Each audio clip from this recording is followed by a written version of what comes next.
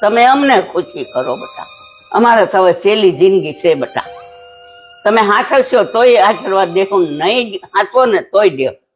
અમે તમને કડવું વેણ નહીં કહીએ, અમે માવતર છીએ બેટા. માવતર કોઈને દીકરાને કડવું વેણ કહે નહીં. દીકરાને વહુ માવતરને ગળે હોય બેટા. માણસ ગૌઢું થાય ને એ બાળક બની જાય. જેમ તમારા બચ્ચાને તમે હાંસવો ને જેમ તમે એને રાખો એમ અમને હાંસવો તો અમે આશીર્વાદ દઈએ ને તમને ફળે આશીર્વાદ. તમે સુખી થાવ બેટા. તમે માનો કે ન માનો, ગઢિયાના આશીર્વાદ આડા આવે ને આવે. જોયું, સાંભળ્યું? પણ તારા મગજમાં તો કઈ નહીં ઉતર્યું હોય ને? નહીં, મને બધું જ ઉતરી ગયું છે. મગજમાં ઉતરવું હોય ને તો બહુ સારી વાત છે. અને અત્યારે આપણે સુખી છે બરાબર. કદાચ આ વડીલોનો આશીર્વાદ ન લીધો હોય, તને શું ખબર છે કાંઈ?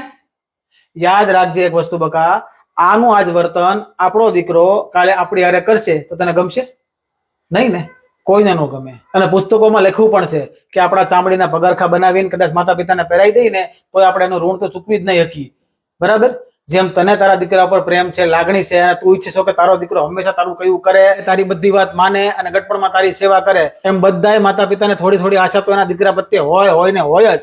અને દીકરાની એટલી ફરજ છે કે એના માતા પિતાનું ગઢપણ હાંચવે.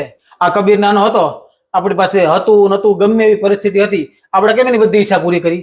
એવી જ રીતે બાએ પણ મારા બાપાની અને મારા બાપાએ મારી બધી ઈચ્છા પૂરી કરી છે. અને તારા પપ્પાએ તારી હોતે બધી ઈચ્છા પૂરી કરી છે. કરીને તો એને એની ફરજ નિભાવી, તો અત્યારે આપણી ફરજ છે બકા કે આપણે એનું ગઢપણ પાળીએ. અને માંગ્યું હું એને? શીરો, ભજીયા, હું વધારે માંગી લીધું? તો પછી દેને વાલી. કબીરનો દોહો છે, માટી કહે કુંભાર છે તું ક્યું રોંદે મોય, એક દિન એસા આયેગા મેં રોંદુંગી તોય. એક પછી એક બધાને કુદરત વારો દે જ છે. જેવું વાવશો એવું લણશો, જેવું દેશો એવું પામશો. હવે તારે નક્કી કરવાનું છે તારે શું કરવું છે. મારે જેટલું જ્ઞાન આપવાનું હતું મેં આપી દીધું.